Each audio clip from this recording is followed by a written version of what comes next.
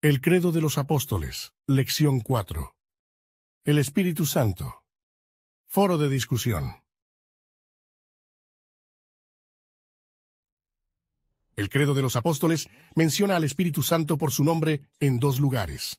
Primero, dice que Jesús fue concebido por el Espíritu Santo. Y segundo, afirma creer en el Espíritu Santo al comienzo de su tercera sección más importante. El creer en la persona y divinidad del Espíritu Santo es una parte crucial de la teología cristiana. ¿Se desarrolló esta creencia con el tiempo? ¿O la Iglesia siempre afirmó que el Espíritu Santo es un miembro igual de la Trinidad? Bueno, la Iglesia creyente ha afirmado siempre la divinidad del Espíritu Santo. Con toda certeza aparece en los credos cristianos antiguos.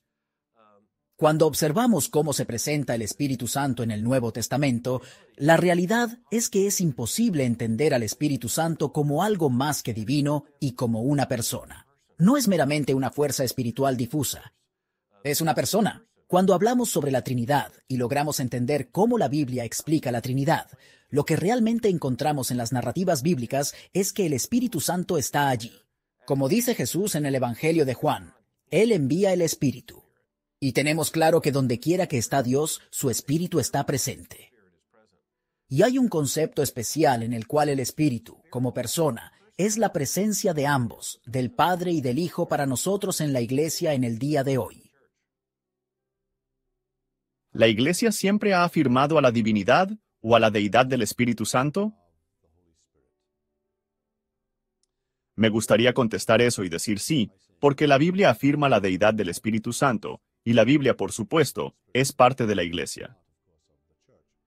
La información de las Escrituras se habla del Espíritu Santo en términos que requieren que creamos que tiene cualidades divinas. No solo eso, sino que el mismo Jesús, en casi todas sus declaraciones de despedida, dijo: «Vayan al mundo y hagan discípulos, bautizando en el nombre del Padre y del Hijo y del Espíritu Santo». Poniendo al Espíritu Santo y al Hijo a la par del Padre. Esta es la información que le toma a la Iglesia varios siglos para comprenderla correctamente. Y algunos podrían discutir que le tomó hasta el tiempo de la Reforma y algunas contribuciones del reformista Juan Calvino para entender la doctrina del Espíritu Santo. Perfectamente bien, si lo pongo de esta manera. Pero con toda certeza para el tercer o cuarto siglo, doctrinalmente y en la declaración del credo, la Iglesia afirma la deidad del Espíritu Santo.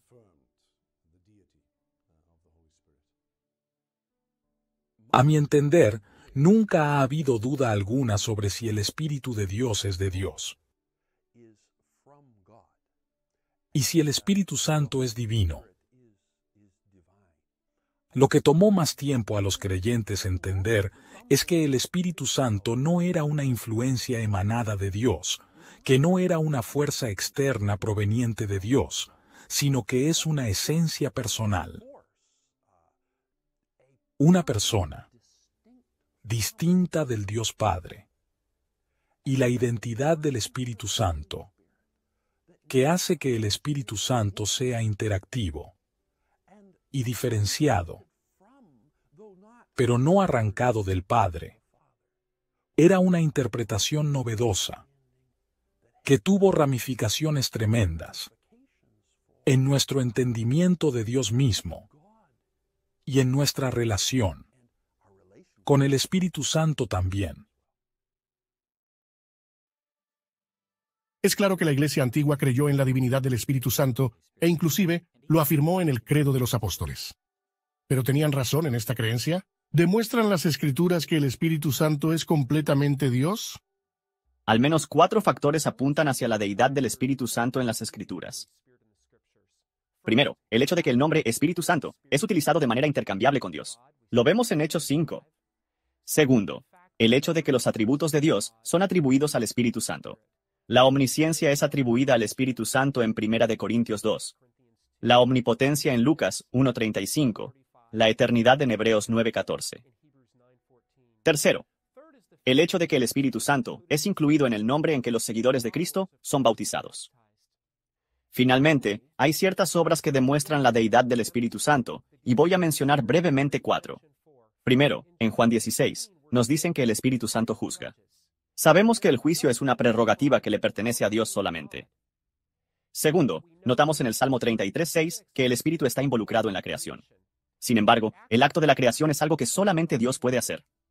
En Juan 3 vemos que el Espíritu regenera, que Él trae consigo un nuevo nacimiento, y aún esto es algo que solo Dios puede hacer.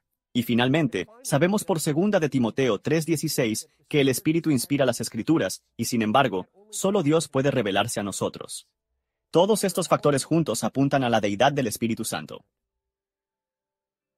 La divinidad del Espíritu se demuestra a través de su obra en la creación, a través de su obra en las Escrituras, a través de su obra en la salvación. En la creación, el Espíritu es mencionado al lado de Dios el Padre, como el que está presente, participando de la creación, y como solo Dios crea, la presencia y la participación del Espíritu nos ayuda a entender que Él es divino. Además, estuvo presente en la inspiración de las Escrituras. Ellas son el libro del Espíritu, pero la llamamos la palabra de Dios, y es inspirada, vigilada providencialmente, ensamblada por el Espíritu Santo. Y entonces, en la salvación, la divinidad está implícita, o demostrada por la participación de Dios, en la salvación, y en la manera que el Espíritu Santo participa. Él es quien estuvo involucrado en la concepción de Cristo. Él empoderó el ministerio de Cristo. Él levantó a Cristo de entre los muertos. Él hizo posible y poderoso el sacrificio expiatorio de Cristo. Por eso, nuestro entendimiento de su divinidad aumenta. No solo proporciona salvación, sino que da la Iglesia. El Espíritu dio a luz a la Iglesia, empodera a la Iglesia, y convierte a la Iglesia en el cuerpo de Cristo. Individualmente en nuestra salvación, el Espíritu Santo está activo en el acto de regeneración, del cual se habla como nacido del Espíritu. El Espíritu nos empodera. Él produce el carácter de Cristo en nosotros. Él nos levantará en el día final. Así colectiva e individualmente, la salvación obedece a la obra del Espíritu Santo, aumentando y demostrando su divinidad. Es importante que creamos que el Espíritu Santo es Dios. El Espíritu Santo es Dios, la tercera persona. Y nosotros podemos ver eso a través de sus obras, sus poderosas obras que Él realiza en el mundo y en nuestras vidas. La Biblia nos dice claramente en Romanos 8:28 que Dios dispone todas las cosas para el bien de quienes le aman, a los cuales Él ha llamado de acuerdo con su propósito. Por lo tanto, todo lo que sucede en nuestras vidas y en el mundo está soberanamente designado, regido por el Espíritu Santo. El Espíritu Santo rige sobre todo lo que sucede en nuestras vidas. Él es Dios. Él no es un líquido ni un gas, no es solo un aliento, a pesar de que ese es su nombre. El Espíritu Santo es una persona que está involucrada en todo lo que pasa en el mundo. En la caída de un pájaro en la tierra, en la caída de uno de los cabellos de nuestra cabeza, allí está el Espíritu Santo.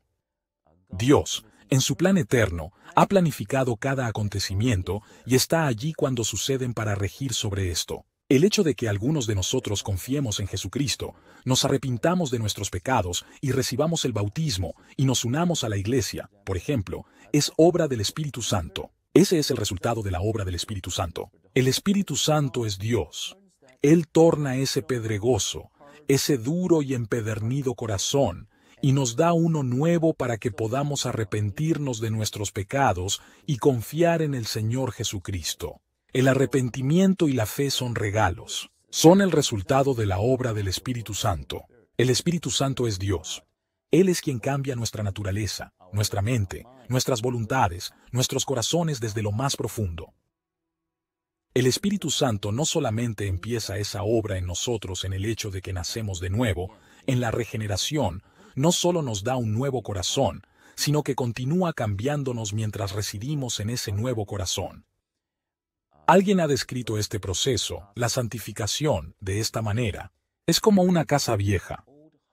Cambiamos un poquito la cocina hoy y mañana, el techo, la sala el tercer día, y eventualmente, al final del proceso, tenemos una casa nueva. El Espíritu Santo renueva nuestros corazones de esa manera. Nosotros ya somos nuevos. Ahora allí es donde el ejemplo falla. Ya somos una nueva persona y todavía el Espíritu Santo continúa haciendo de esa persona una nueva.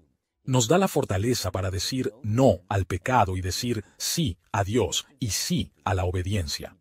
Y solo Dios puede hacer eso. El Espíritu Santo es Dios. Y Él hace esas poderosas obras en nuestras vidas y en nuestro mundo. Él rige cada evento. Él nos salva, literalmente. Él trae la salvación que Jesucristo ganó para nuestras vidas y la hace nuestra. Y Él continuará cambiándonos hasta que nos reunamos con Jesús algún día. Una profunda comprensión de la obra del Espíritu Santo nos beneficia de muchas maneras. Nos ayudará a apreciar la gracia que Él nos ha demostrado. Nos motiva a amarlo y a confiar en Él. Nos enseña las muchas maneras en las que Él puede y nos bendecirá. ¿Cuáles son algunos aspectos de la obra divina del Espíritu Santo que benefician más a los creyentes? Cuando pensamos en la persona y en las obras del Espíritu Santo, pensamos en todo lo que es Dios y en todo lo que Él hace. Pero creo que en cuanto a lo que concierne a nuestras experiencias humanas, hay varias cosas que son vitales. La primera cosa es que el Espíritu nos trae a Dios aquí y ahora. Pensar en nuestro Padre Celestial a veces puede hacer que veamos a Dios como distante. ¿Dónde está ese Padre Celestial? ¿Dónde está el cielo? Pero el Espíritu Santo nos dice, Dios está aquí, no está allá. También está aquí ahora si pensamos en Dios Hijo.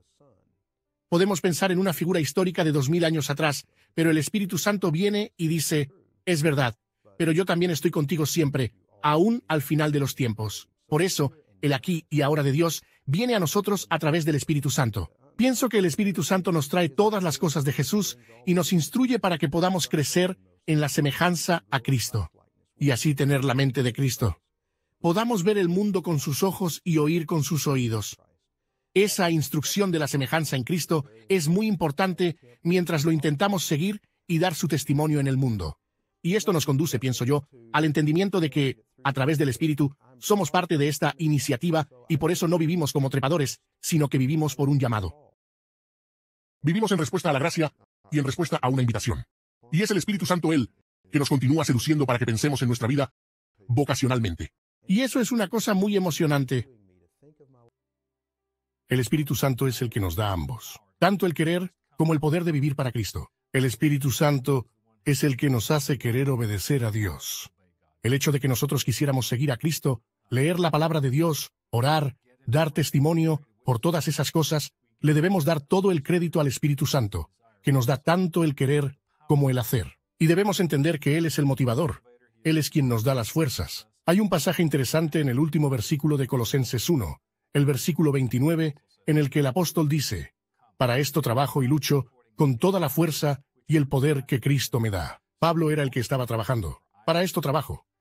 En la mañana, Pablo era quien se sentía con ganas de buscar la palabra de Dios. Pablo era quien al final del día estaba cansado, y aún así buscaba la palabra con el poder de Dios. Por eso, al final del día, reconoció que su querer provenía del Espíritu Santo. Que tengamos la fuerza para el geyser proviene del Espíritu Santo y toda la gloria es para Él. Fue por eso que Pablo sintió que estaba haciendo todo el trabajo. Pablo era el que estaba cansado, pero reconoció que, en toda esa motivación, el poder y la gloria le pertenecían a Dios. Creo que el papel del Espíritu Santo en nuestras vidas diarias como cristianos es fundamental para lo que es ser un creyente en Jesucristo. Cuando miramos en el Nuevo Testamento, este enfatiza particularmente que el Espíritu Santo nos fortalece en nuestro vivir diario para complacer a Jesucristo y a Dios Padre. En otras palabras, ¿de dónde sale la fuerza para vivir el día a día y poner nuestra confianza en Dios y obedecerle? Lo que nos enseñan las Escrituras es que esa fuerza no proviene de nosotros mismos. Nosotros debemos estar llenos del Espíritu. Debemos llamar al Espíritu Santo para que nos fortalezca. Creo que esto es enormemente práctico porque intuimos, como creyentes, que por nosotros mismos no tenemos fuerza. Por nosotros mismos no podemos complacer a Dios. Enfrentamos cada día reconociendo que no tenemos fuerzas del día anterior. Necesitamos un nuevo empoderamiento del obrar de Dios. Necesitamos una nueva dotación de lo alto. Y las Escrituras nos enseñan que recibimos eso del Espíritu Santo. Él nos lo regala. Él nos santifica. Él nos fortalece. Él nos ayuda a poner nuestra confianza en Cristo cada día.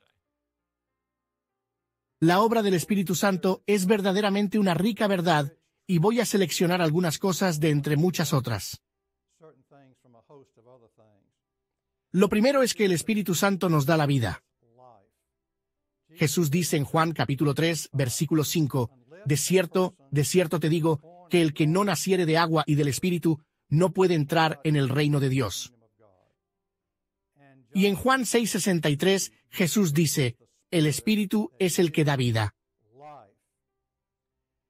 Y en Tito 3:5 son las mismas referencias que en Juan 3:5 Pablo dice, no es por las obras buenas que hayamos hecho, sino por su misericordia que nos salvó por el lavamiento de regeneración y renovación del Espíritu Santo. Él nos permite vivir y también nos permite ver. Leemos en 2 de Pedro capítulo 1, versículo 21, que los profetas del Antiguo Testamento hablaron de Dios dirigidos por el Espíritu Santo, lo que implica que el Espíritu Santo dado a la Iglesia nos iluminará para entender lo que Él inspiró en los profetas. No hay una nueva revelación, pero si queremos entender la revelación existente, debemos ser iluminados y fortalecidos por el Espíritu de Dios. Así que Jesús dijo en Juan 14:26, dice, el Consolador, el Espíritu Santo, a quien el Padre enviará en mi nombre, Él os enseñará todas las cosas y os recordará todo lo que yo os he dicho.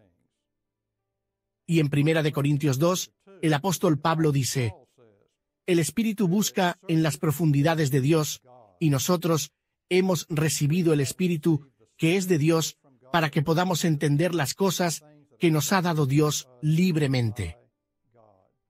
Él nos permite vivir y ver. También nos permite orar. En Gálatas 4, Pablo dice, Dios ha enviado el Espíritu de su Hijo a nuestros corazones clamando, Abba, Padre. El Espíritu clama por nosotros. Cuando vamos a Romanos 8:15, Pablo dice, tú has recibido el Espíritu de adopción, por el cual clamamos, Abba, Padre.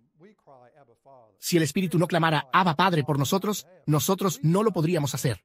Y más adelante en Romanos 8, Pablo dice, y de igual manera, el Espíritu nos ayuda en nuestra debilidad, pues ¿qué hemos de pedir como conviene? No lo sabemos, pero el Espíritu mismo intercede por nosotros con gemidos indecibles.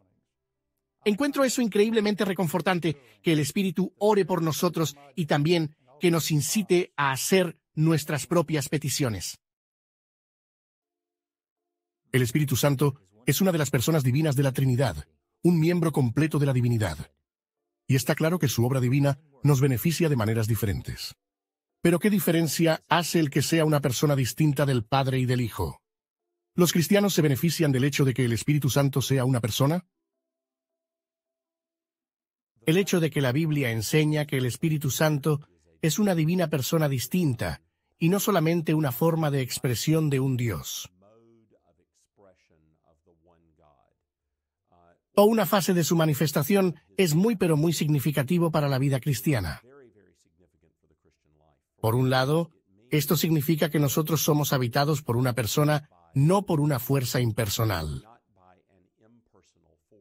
Hay una persona que está habitando en nosotros, con quien podemos relacionarnos y quien está en una relación eterna con el Padre y el Hijo. Yo estoy impresionado, por ejemplo, por el Evangelio de Lucas en la narración del bautismo de Jesús. Lucas hizo todo a su alcance para decirnos que cuando el Espíritu Santo viene del cielo y desciende sobre Jesús en forma de una paloma que vino tomando la forma de un cuerpo. Solo con leer las narraciones del Evangelio, podríamos quizás haber argumentado que eso era una manifestación visible. Quizás que era una visión, pero quizás que no era algo que realmente sucedió materialmente allí. Bueno, no podemos decir eso después de haber leído el Evangelio de Lucas, y uno de los grandes comentadores del siglo XVI señaló que la razón por la cual Lucas hace hincapié en el hecho de que el Espíritu Santo vino en una forma corporal es para enfatizar que todas las personas de la Trinidad están allí presentes en el bautismo de Jesús y que aquellas personas no son ni fuerzas ni poderes, son personas. Dios el Padre está hablando. Dios el Hijo está siendo bautizado. Dios Espíritu está presente en forma corporal y en su manifestación. La idea es que estas tres personas se relacionan entre sí y con nosotros personalmente. Hace toda la diferencia del mundo tener una relación con otra persona que sentir el poder de una fuerza. Por esto, en la vida cristiana, el apóstol Pablo nos dirá en Efesios 3, 14, 19, que la persona del Espíritu Santo está morando en nuestros corazones por la fe, a fin de hacer de nuestros corazones una habitación adecuada para Cristo. De manera que la imagen es que la persona del Espíritu Santo está haciendo de nuestros corazones, de nuestras vidas, el más profundo aspecto de nuestro ser, que sea un lugar donde el Señor Jesucristo se sienta cómodo y en casa. Pienso que muchos de nosotros hemos tenido amigos que eran muy buenos remodelando casas, arreglando casas viejas que estaban fuera de moda en estilo y ahorraban para convertirlas en unas casas muy lindas verdaderamente. Tengo una amiga que es realmente muy buena en eso. Ella puede llegar a un lugar que está pasado de moda. Puede ser horrible. Es muy ahorrativa. Puede ahorrar un poquito aquí, un poquito allá, colocar papel decorativo de pared aquí, arreglar esto por acá, y después de 5 o 6 años, puede realmente cambiar el lugar completamente. Bueno, recuerdo una casa que ella compró y que se veía horrible. Era el lugar más feo que yo había visto. Y fui a verlo después de que ella estuviera en esa casa por 5 años, entré, y la casa se veía como ella. En otras palabras, yo pude haber predicho cómo habría decorado la casa porque he visto otras casas que ella ha remodelado. Lo mismo pasa con el Espíritu Santo. El Espíritu Santo está obrando, redecorando nuestros corazones, transformándonos de manera que nosotros tengamos vidas en las cuales Jesús se sienta complacido de estar en casa y morar. Y eso es obra de una persona, no de una fuerza. Cuando nosotros afirmamos la naturaleza personal distintiva del Espíritu Santo, estamos afirmando que el Padre es Dios, el Hijo es Dios y el Espíritu Santo es Dios. Cada una de ellas son personas. Esto tiene muchas implicaciones para nuestras vidas cristianas, particularmente en relación con el Espíritu Santo. Esto demuestra que la obra que Él hace en nosotros, de regeneración para llevarnos hacia Cristo en términos de nuestra unión con Él, de morar dentro de nosotros, transformándonos, como lo habla las Escrituras de Él, como un depósito, la garantía de nuestra herencia, el precioso regalo del Espíritu. Todo esto se vuelve importante y práctico para nosotros por el hecho de que Él es personal. Él no es una fuerza. Él no es un medio impersonal.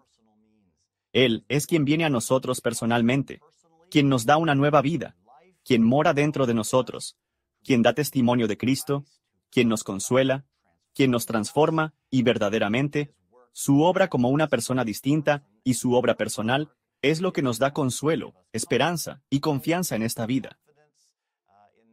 Todas esas son muy importantes implicaciones de ver su obra y su persona como aquel que es distinto del Padre y del Hijo, pero que están relacionados.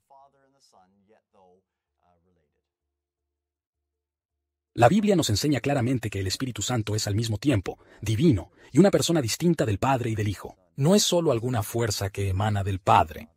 Es una persona. Y, de hecho, el Espíritu Santo es la persona esencial que trabaja en la Iglesia hoy día, aplicando la obra de Cristo de maneras muy reales. Jesús dijo, «Es mejor que yo me vaya para que el Consolador pueda venir. Y cuando Él venga va a traer poder a las vidas de los creyentes. Y Él va a traer renovación. Él es quien inspiró la Escritura e ilumina las mentes de los creyentes para que entiendan las Escrituras. Sin Él, nada de valor perdurable sucede».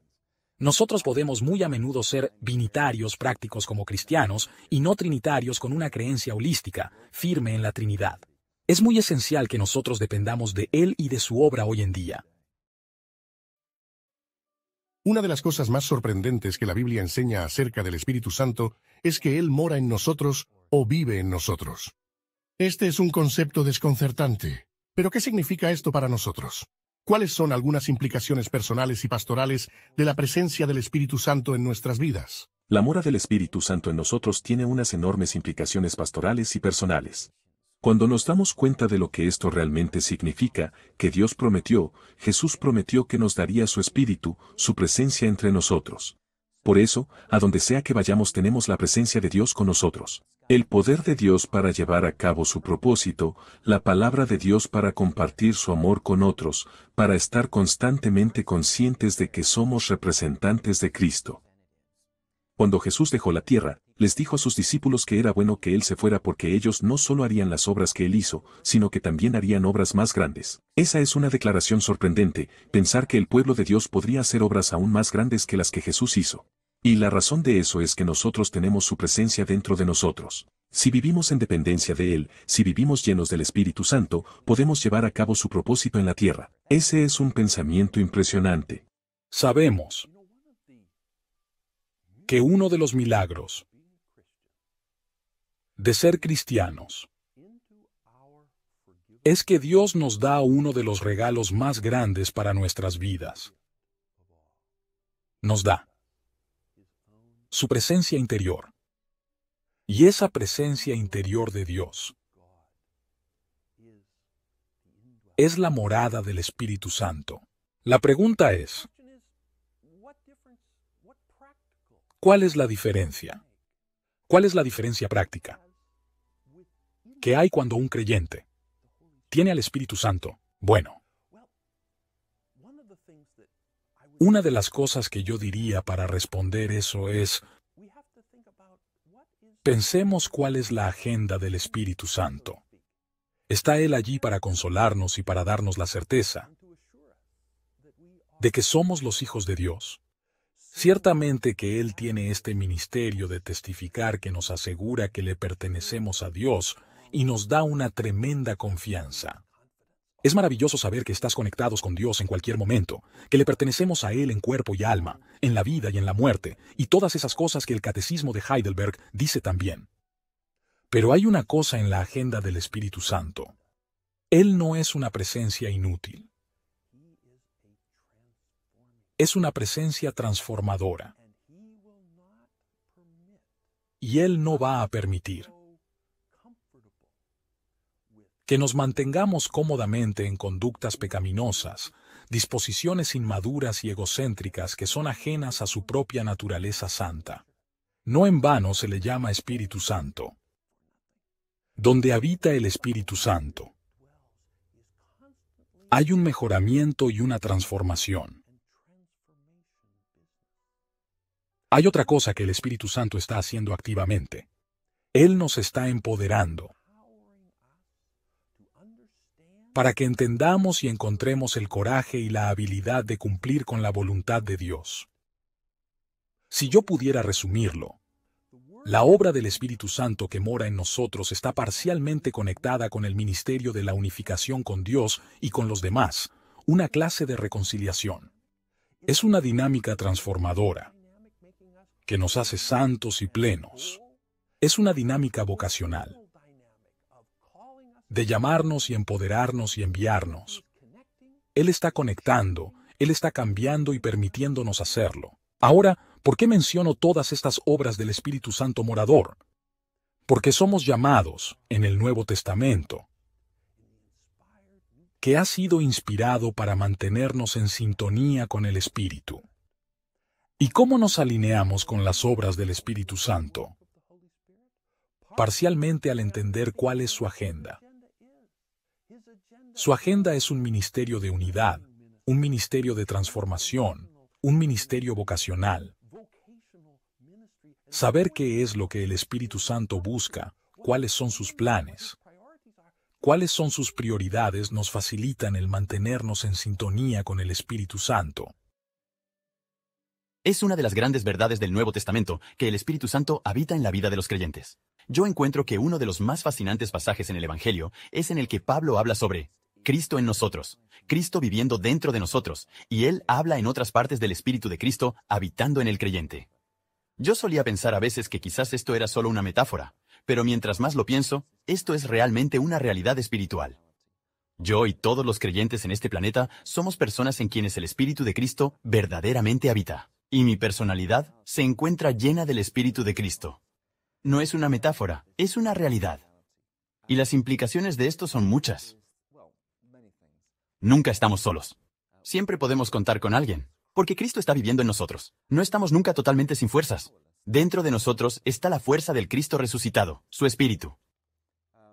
Nunca estamos sin los frutos del Espíritu. Los frutos del Espíritu surgen de dentro de nosotros, y ese poder de transformación está dentro de nosotros. No tenemos que depender de nuestras propias energías para vivir una vida cristiana. Podemos verdaderamente recurrir a las fuerzas que Cristo nos da a través del mismo Espíritu Santo. ¿Cuáles son las implicaciones pastorales del Espíritu Santo? Todas. ¿Y la vida cristiana sin el Espíritu Santo? Es imposible. Uno de los signos de que el Espíritu Santo mora en nosotros es la evidencia de los dones en la vida de los creyentes. La naturaleza precisa de algunos de estos dones se debate entre los cristianos evangélicos. Sin embargo, están de acuerdo en que todos los creyentes tienen por lo menos uno de los dones del Espíritu. Pero ¿cuál es su propósito? ¿Qué se supone que debemos hacer con nuestros dones espirituales? Los dones del Espíritu Santo son, por supuesto, un tema en el que los cristianos pueden discrepar en varios aspectos en cuanto a cuáles dones están presentes ahora. Pero creo que podemos estar de acuerdo todos en los propósitos del Espíritu Santo y cómo debemos usarlos. Si miramos muy detenidamente a 1 Corintios 12:14, veremos 4 cosas allí que Pablo enfatiza para la iglesia de Corintios: la abundancia de los dones espirituales, pero que no siempre son utilizados como Dios quiere. El primero, obviamente, es del hecho de que Corintios 13 está entre los capítulos 12 y 14. El tema del amor que señala Pablo es más importante que las manifestaciones de los dones espirituales. El amor perdurará. Los dones del Espíritu no van a permanecer hasta la eternidad. El amor es lo que está muy adentro en el corazón, lo que significa estar llenos de amor y ser llenados con el Espíritu Santo. El amor está en la cima del mensaje de Pablo allí. De allí, por supuesto, Pablo se ha anticipado a lo que iba a decir acerca del amor cuando en el capítulo 12 enfatiza en el propósito de los dones, que es siempre edificar a otros, es servir con amor a otros. No se trata de mi fama personal, ni de mi gratificación personal, ni de mi gloria personal. Se trata de utilizar las habilidades que el Espíritu Santo me ha dado para servir a otros y para edificarlos en la fe. Ese es un segundo elemento crucial que debemos recordar. Tercero, Pablo nos señala claramente este punto. Los dones más visibles no son necesariamente los que hacen que quien los tenga sea más valioso ante los ojos de Dios. Los dones más visibles no hacen que un miembro del cuerpo sea más esencial, más crucial, más apreciado por Dios que aquellos que tienen dones menos visibles. De hecho, Pablo argumenta, utilizando la analogía del cuerpo, a veces los dones que son menos visibles son los que verdaderamente deben ser tratados con más honra. Nuevamente, el poner a las personas un valor personal, basándonos en la forma en que los dones se le manifiestan, es un error. Pablo dice, no, todos los dones son parte del cuerpo. Cada miembro del cuerpo debe ser valorado y debe ser utilizado. La cuarta cosa que tenemos es la palabra de Pablo, particularmente para los miembros menos visibles del cuerpo. Pablo dice, solamente porque no tengamos uno de los dones que todo el mundo pueda notar, eso no significa que no tengamos que servir a otros con cual sea el don que se nos fue dado. Sean agradecidos con cualquier don que el Espíritu Santo les ha dado y reconozcan que otros miembros del cuerpo necesitan que pongamos en ejercicio ese don al servicio de otros. Y hay una advertencia para aquellos que tienen dones visibles. No piensen que no necesitan a otros. No piensen que son más valiosos que los demás. Pablo también advierte a aquellos con dones menos visibles. No piensen que no los necesitan. No piensen que ustedes pueden sentarse en la orilla mientras que otros hacen toda su obra. Su don se necesita para la salud y el crecimiento del cuerpo entero de Cristo. Yo creo que lo más importante que hay que entender sobre los dones espirituales es que ellos no son asunto nuestro, son asunto de la Iglesia. Y estos dones se le dan a la iglesia. Son distribuidos entre los creyentes. Pero debido a nuestra forma de pensar, tendemos a creer que los dones son nuestros. Hablamos de los dones de ella, los dones de él, cuando en realidad estos dones son dados para la iglesia y son distribuidos. Es como pertenecer a una familia en la que todos somos herederos de la misma riqueza. Todos formamos parte de la misma familia. Todos comemos en la misma mesa. Pero alguien puede traer un plato y otro puede traer otra cosa. Alguien preparará la comida y alguien limpiará la mesa. Los dones son lo que podemos darnos entre nosotros. Y el verdadero milagro de la iglesia es que hay personas que no poseemos dones propios. No tendríamos nada que ofrecer excepto que Dios nos da estos dones para que podamos ofrecerlos entre nosotros. Cuando los dones se convierten en un tema de división en la iglesia, podemos estar absolutamente seguros de que lo que está mal en primer lugar es que se nos ha olvidado que se trata de lo que se le ha dado a la iglesia. Son dados a todos nosotros. Estos dones son dados de manera que la iglesia pueda fielmente glorificar a Dios. Cuando entendamos eso, no nos meteremos en problemas respecto a quién tiene qué don. En vez de esto, estaremos regocijándonos de los dones que nos fueron dados a todos nosotros a través de cada uno.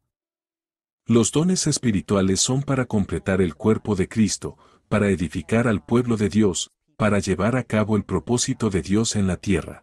A pesar de que los dones espirituales nos edifican, ellos son edificantes por sí solos porque nosotros sentimos alegría cuando experimentamos la presencia de Dios en nuestras vidas. Cuando llevamos a cabo el propósito de Dios nos sentimos plenos, sentiremos alegría. Son edificantes por sí solos, pero debemos reconocer que este no es el propósito final. El propósito final es edificar el cuerpo de Cristo, edificar a otros creyentes y entonces finalmente completar el propósito de Dios en la tierra. Los dones espirituales son para edificar el cuerpo de Cristo, de manera que la iglesia entera pueda beneficiarse de ellos. Pero ¿qué sucede con los no creyentes en la iglesia?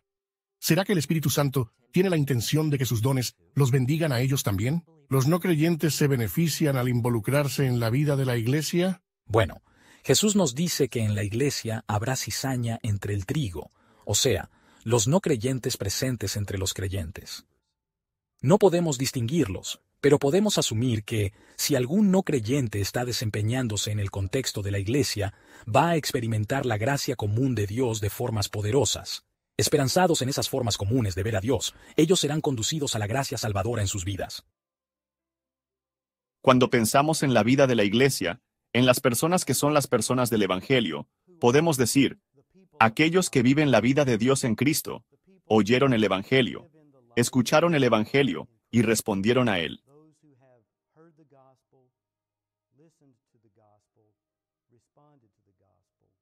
Nosotros tenemos un contexto de pensamiento sobre la relación de los que no son salvos en la vida de la iglesia, pero participan de ella. Y la manera en la que debemos pensar sobre esto en términos de lo que les beneficia a ellos es esto. Verdaderamente, los acerca a la providencia de Dios en un contexto en el que pueden oír al Evangelio,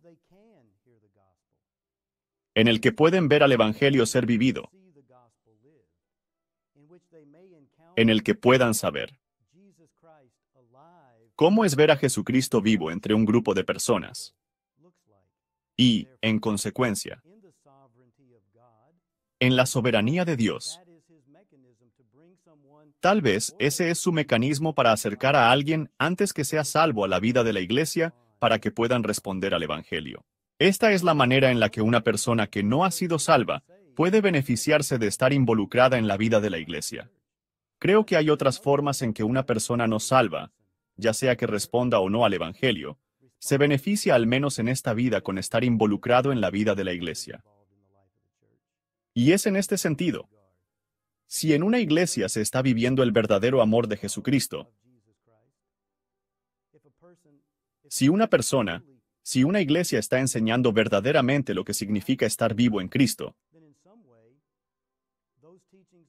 entonces, de alguna manera, esas enseñanzas por sí solas empiezan a dar a conocer algunos de los valores que una persona no salva tiene. Y podrían terminar teniendo un gran impacto en la manera que esa persona trata a sus hijos, o en la manera que esa persona se relaciona con su esposo o sus amigos. Por lo tanto, a la larga, es una tragedia que una persona que se sentó a oír el Evangelio no responda al Evangelio. Es una gran tristeza. Pero de la misma manera, hay incluso algunos beneficios en la vida de la persona por escuchar el Evangelio. que no son el beneficio definitivo pero que logran un mejoramiento para sus vidas.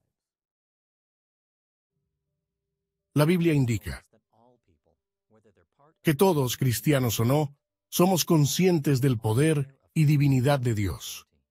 Una razón principal es que el Espíritu Santo revela a Dios a los humanos. Cuando Él hace esto al inspirar las Escrituras, nosotros le llamamos revelación especial, pero al hacerlo mediante aspectos de la creación, lo llamamos revelación general. ¿Qué tipos de verdades muestra el Espíritu Santo mediante la revelación general? Sabemos que el mundo está lleno de la revelación de Dios. Como dice el salmista, los cielos cuentan la gloria de Dios. La realidad es que cada átomo y molécula del universo testifica de la gloria de Dios. Nos referimos a la revelación común. Esto es también una revelación que es por sí misma un testimonio del hecho que Dios, por su propia naturaleza, se revela a sí mismo. El Espíritu Santo está presente en la creación. Es imposible de explicar, creo, por qué el átomo y la molécula se mantienen unidos, si no es por el poder del Espíritu Santo, el mismo Espíritu Santo de Dios. El Espíritu Santo, en términos de la revelación general, condena el pecado. Quiero decir que justo esto es un tema importante. Y si sacamos al Espíritu Santo fuera de la ecuación, no hay convicción de pecado, no hay llegada a Cristo como personas o conducción a Cristo. En la medida en que la revelación general es usada por Dios para preparar a las personas para el Evangelio, el Espíritu Santo está activo, pero debemos recordar que esa revelación especial es necesaria para tener el conocimiento de la salvación de Jesús. Pero recordemos que la revelación general de la que Pablo habla en Romanos 1 es suficiente para maldecirnos. Es suficiente para condenarnos porque nadie puede decir, yo no sabía. Esta fue escrita a través de cada partícula de la creación. Además de revelar verdades divinas mediante revelación especial y general, el Espíritu Santo brinda iluminación y guía interna para entenderlas. La iluminación es esencial cuando el Espíritu da luz a nuestro intelecto. Entonces, ¿cómo funciona esto? ¿Cómo afecta la iluminación nuestro entendimiento de la revelación de Dios? Uno de los más preciosos e importantes ministerios del Espíritu Santo es el ministerio de la iluminación. El gran teólogo Juan Calvino describió a la iluminación de una manera que ha permanecido muy bien a través de los años. Él dijo, imagínense que tienen un libro abierto delante suyo y que está en un cuarto oscuro y están mirando a la página sin poder descifrar lo que está impreso, pero detrás de nuestro hombro hay un reflector y brilla sobre la página y rebota frente a tus ojos y así podemos ver y entender claramente. Esa luz sobre los hombros que ilumina el texto de las Escrituras para que nuestra mente esté abierta y para que entendamos profundamente no solo lo que quiere decir, sino cómo éste se aplica a nuestra vida. Esa es la obra iluminadora del Espíritu Santo. Y es una maravillosa combinación. El Espíritu Santo, quien inspiró la composición original de las Escrituras, está ahora activamente en el tiempo presente, permitiendo que nuestra mente pueda captar el significado que fue implantado allí originalmente, solo para nosotros. Si nos acercamos a las Escrituras, sin depender de este ministerio vital del Espíritu Santo, hay una buena posibilidad de que nuestra mente pecadora se ciegue ante su significado profundo. Hay una buena posibilidad de que nuestra capacidad de racionalización y prejuicio y el rechazo premeditado de la verdad nos pueda costar algo. Nos impedirá ver realmente en ese sentido espiritual. Cuando leemos las Escrituras, podemos leerlas como personas seculares. Podemos estudiarlas intensamente, académicamente utilizando todas las herramientas de estudio. Y todo eso es enormemente útil y valioso. Debemos estudiar las Escrituras con nuestras mentes. Debemos emplear las herramientas académicas que están disponibles para ayudarnos a entender las Escrituras. Pero cualquier seminarista puede decirnos, o un estudiante de la Biblia o un cristiano común, que tales estudios, sin la iluminación del Espíritu Santo, no nos llegan al alma definitivamente. Por lo tanto, como creyentes, también necesitamos que el Espíritu Santo tome esa palabra y la selle en nuestros corazones. Yo sé que he tenido la experiencia de leer la Biblia y apartarme sin haberme encontrado con Dios. Pienso que nos encontramos con Dios particularmente cuando el Espíritu Santo ilumina su palabra de manera que vemos a Cristo, disfrutamos de una intimidad con Cristo, nos damos cuenta de nuestros pecados y los confesamos delante de Él. Por eso creo que es muy útil que mientras leemos y estudiamos las Escrituras académicamente oremos. Oramos al Padre, al Hijo y al Espíritu Santo, para que nos iluminen. Oramos para que la palabra se abra a nosotros, porque a todos nos ha pasado de leer y que esto no ocurra. Por eso le pedimos al Espíritu Santo que nos ayude. El Espíritu Santo nos ilumina cuando aclara nuestro intelecto. A veces influye en nuestras emociones e intuiciones. Los teólogos normalmente llaman a esto guía interna. ¿Qué rol cumple la guía interna en la vida de los cristianos? Creo que la iluminación y la dirección interior del Espíritu Santo son dimensiones críticas para la vida cristiana, y a veces, particularmente los cristianos en el oeste, creo, llegamos a tener una mentalidad científica tan objetiva que nos da miedo la guía y la dirección del Espíritu Santo. Pero la Biblia aclara perfectamente que el Espíritu Santo es la presencia de Dios en nuestras vidas, guiándonos, dirigiéndonos, instruyéndonos. Necesitamos abrirnos a la presencia de Dios en nuestras vidas, a esa guía y dirección del Espíritu Santo. Él es una presencia real en nuestras vidas. En un Juan nos dice, tú conoces la verdad porque has sido ungido. Y eso confirma la verdad. Esa unción en la presencia del Espíritu Santo. No se trata de la evidencia que nosotros reunimos. No se trata de la información científica que colectamos. Se trata del testimonio interno del Espíritu Santo, que nos confirma la verdad. La vida de los cristianos es más que sacar conclusiones lógicas del texto de las Escrituras. Vivimos en el presente y nos enriquecemos profundamente con el texto y las verdades de la literatura inspirada y escrita por personas que ahora están muertas. Pero lo que la dirección interior del Espíritu Santo hace es tomar la verdad y los principios de la palabra santa de Dios y ayudarnos a entender lo que significa para nosotros hoy en día. La dinámica de la relación viviente con el Espíritu Santo trasciende, aunque incluye la disciplina del bien y las exégesis bíblicas. El Espíritu Santo es, en un sentido, el Emmanuel. Él es Dios con nosotros, guiándonos en esta aventura existencial del viaje de la vida. No estamos solos. Somos personas de un libro, pero que hemos sido privilegiados de tener a Dios como nuestro amigo. El Espíritu Santo, basado en la palabra santa inspirada, dirige nuestras actividades diarias para que sepamos qué es lo que debemos hacer en nuestras acciones, por medio de su testimonio y de las impresiones internas que nos da. Pero estas acciones están basadas en su palabra. La palabra inspirada por el Espíritu nos ilumina para llevar a cabo actividades y acciones y direcciones en nuestro diario vivir. La forma en la que nos habla es al reafirmar su presencia a través de la paz interior cuando actuamos de acuerdo con su voluntad. Y a menudo nos ayuda a encontrar personas, algún cristiano, que nos confirma una interpretación de las Escrituras o que a través de su experiencia puede guiarnos. Me gustaría enfatizar en que la guía interna y la iluminación son siempre consistentes con la Escritura. Ellas no están ni por encima ni fuera de esta, todo lo contrario, se basan en la palabra escrita. Él nos dirige y conduce con su Espíritu. La iluminación y guía del Espíritu Santo son clave en nuestras vidas cristianas.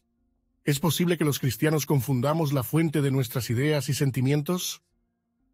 ¿Cómo podemos verificar la iluminación y la guía interna que creemos que hemos recibido.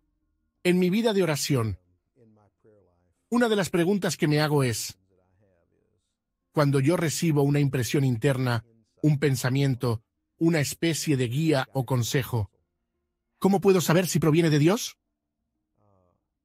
Oswald Chambers me ayudó a superar esto cuando dijo que si somos seguidores devotos de Jesucristo y sentimos en nuestro corazón el deseo de hacer la voluntad de Dios como lo entendemos, entonces no debemos martirizarnos con este sentimiento o esa pregunta. Él dice, no seamos tan escrupulosos. Por ejemplo, como cuando nos tomamos el pulso, siempre nos queremos asegurar de que estamos contando. Nuestro corazón late, solo late. Nosotros no contamos nuestra respiración. ¿Cuántas veces respiré en el último minuto? Simplemente respiramos. Por esto, Oswald Chambers, cuando se refiere a cómo sabremos, nos dice, no se preocupen mucho por esto. No se vuelvan tan escrupulosos tratando de resolver esto, porque Dios usa los procesos naturales de nuestros pensamientos en la vida. Dios nos creó con cerebro, mente y corazón. Por esto Dios los usa. Estos no son incompatibles. De hecho, pueden ser utilizados por Dios como espacios para revelarse. Y eso nos ayuda, pero no resuelven el problema. ¿De por qué podemos asumir? Algunas situaciones trágicas han ocurrido en la iglesia. Cuando la gente ha dicho y hecho cosas pensando que fueron inspirados por el Espíritu Santo. Cuando llegamos a esos puntos de cosas ordinarias de rutina, por ejemplo, decir una buena palabra, un gesto amable, no tenemos que dudar si Dios nos está inspirando a hacerlo. Es algo que sabemos que debemos hacer, pero cuando se trata de cosas más críticas, entonces pienso que es muy importante que llevemos esas cosas frente a las Escrituras. Dios no nos va a pedir que digamos o hagamos cosas que violan su palabra escrita. De vez en cuando leemos sobre una historia trágica en el periódico que dice, Dios me dijo que matara a mi familia, o algo así. Estos actos están fuera de lugar, de gente desquiciada. Y cuando leo esas noticias me digo, si esta persona hubiese confrontado esto con las Escrituras, esto no hubiera pasado. En cuestiones de mi vida que no son tan naturales ni tan rutinarias que no son del día a día, otra cosa que se puede hacer es someterlas a lo que es la tradición. Hay un tesoro oculto de sabiduría en las tradiciones. A veces es más difícil encontrarlo porque no siempre está rotulado y no hay una concordancia. Pero no es tan difícil de encontrarlo. Si queremos encontrarlo, allí está. Díganles a los estudiantes que necesitamos rodearnos de una gran nube de testigos porque ellos nos hablarán con palabras de motivación, van a crear límites alrededor de nuestras vidas. Eso es muy importante. La tercera cosa que pienso es que podemos sentarnos con otro amigo cristiano y decirle, he estado pensando sobre esto, o me he sentido perturbado por esto, o he estado meditando sobre esto. ¿Qué piensas? ¿Cómo te suena esto? ¿Irías a hablarle a tu jefe sobre esto si estuvieras en mi lugar? ¿Qué harías tú? Porque de alguna manera, dos mentes piensan mejor que una. Si nos encontramos con dos personas que desean hacer la voluntad de Dios en la tierra como en el cielo, a veces el mejor consejo viene de un hermano que nos dice un sí, no, quizás o ahora no. Y creo que son formas razonables de recibir impresiones y actuar con confianza. Es natural para cristianos nacidos de nuevo sentir que el Señor los tocó, guió y urgió a actuar o vivir cierta experiencia. Cada cristiano nacido de nuevo desde Adán hasta el fin del mundo necesita sentir que Dios está vivo y que el Espíritu Santo está vivo en su corazón y en su vida. Sin embargo, ¿cómo podemos saber que este sentimiento, esta urgencia, este impulso es del Espíritu Santo? ¿Cómo puedo saber si es mi propia interpretación o algo que viene del diablo? Bueno, la Biblia nos da una respuesta a esta pregunta. Ella nos dice que la palabra de Dios, la Biblia está totalmente inspirada por el Espíritu Santo. La Biblia, palabra de Dios, es la única guía y estándar para nuestras experiencias, sentimientos e impulsos. De hecho, esta guía es infalible. No es posible que se equivoque. No es posible que nos conduzca mal o nos aconseje mal. Por esto, cuando tengamos una urgencia, una guía interna del Espíritu Santo, necesitamos verificar si ese sentimiento, esa urgencia, está en armonía con la verdad completa que el Espíritu Santo nos ha enseñado en la Biblia. Aunque los cristianos afirmamos que el Espíritu Santo es divino y nos beneficia en muchas maneras, no solemos alabarlo ni pedirle en nuestras oraciones. De hecho, algunos ven inapropiado orarle al Espíritu Santo. ¿Están en lo cierto? ¿Cómo deberíamos responder al Espíritu Santo en nuestra adoración y oraciones? Algunos cristianos se preguntan si debemos orar o darle culto al Espíritu Santo. La doctrina cristiana de la Trinidad nos enseña que un solo Dios existe eternamente, en unidad con las tres divinas personas. Debido a que el Espíritu Santo es Dios, es correcto y apropiado que nosotros lo alabemos y honremos como Dios. Ha habido objeciones sobre darle culto al Espíritu Santo, y algunas veces esto ha surgido de malentendidos sobre su identidad. Hubo una disputa interesante sobre rendir culto al Espíritu Santo en el siglo IV. En su libro sobre el Espíritu Santo, Basilio de Cesarea nos dice que había dos liturgias que se usaban en su iglesia.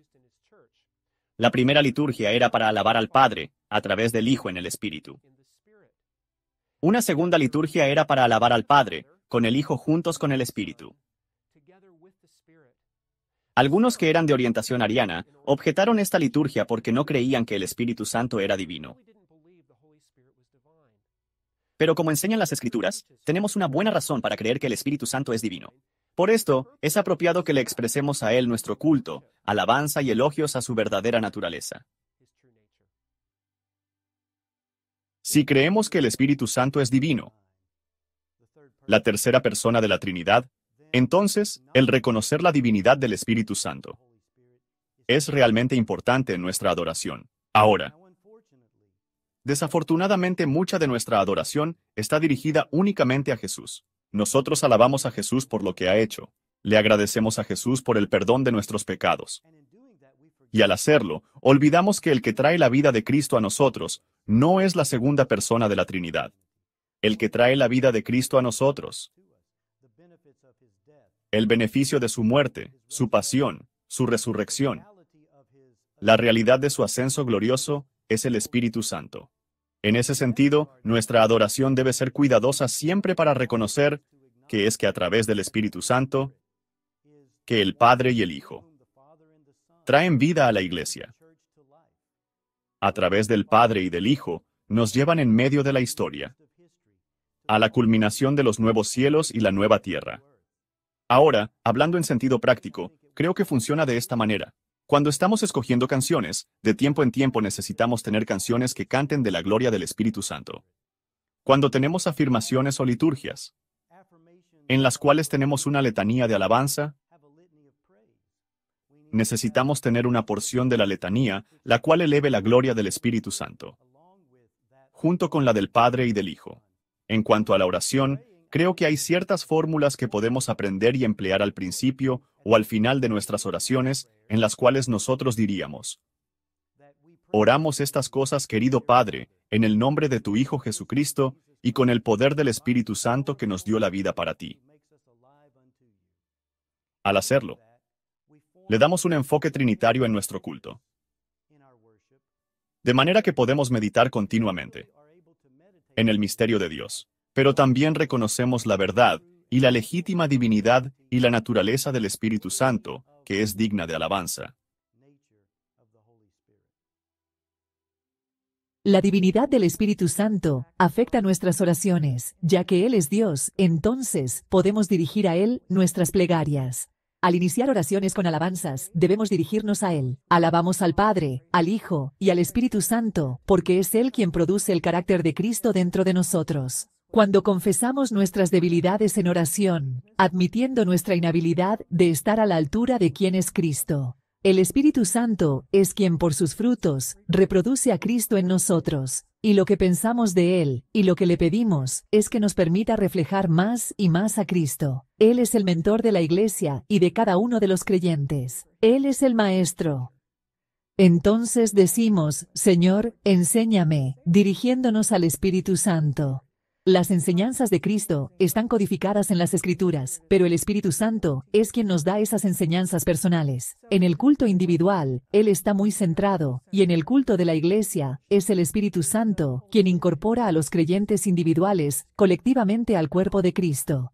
Por esto, Él debe ser honrado y exaltado cuando nos reunimos en congregaciones locales, puesto que Él es quien nos ata juntos en unidad como creyentes, y hace de la Iglesia, el cuerpo de Cristo, el templo del Espíritu Santo. Pablo dijo, la Iglesia es el templo del Espíritu Santo. Por eso debe ser reconocido y alabado primordialmente, como lo alabamos individual y corporativamente.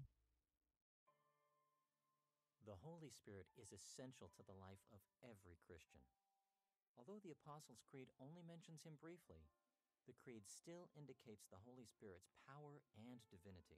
Y como creyentes, somos libres de reconocerlo en nuestro culto y oraciones. Él vive en nosotros, nos da consuelo, apoyo y regalos espirituales. Además, nos empodera para que sirvamos a Dios fielmente. Podemos estar seguros de que a través de su iluminación y guía interna, el Espíritu Santo nos guiará a vivir vidas de acuerdo con nuestro llamado.